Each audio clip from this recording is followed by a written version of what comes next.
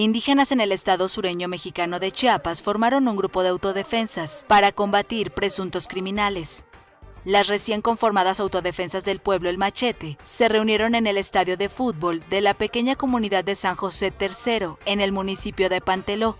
Uno de los voceros de los autodefensas, conformada por indígenas tzotziles y tzetzales, sostuvo en un discurso que decidieron armarse ante la injusticia para defender su vida y contra los sicarios del narco, y acusó a las autoridades locales de estar coludidas con los criminales.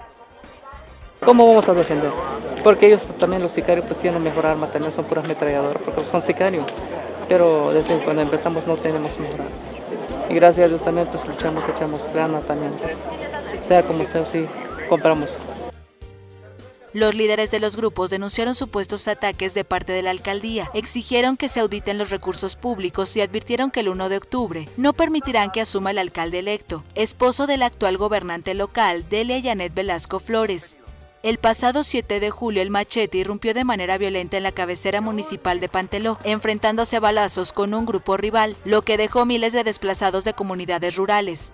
Ese mismo día ingresaron al poblado decenas de militares y policías para mantener el orden, pero fueron emboscados el 8 de julio, con saldo de 6 policías y 3 soldados heridos.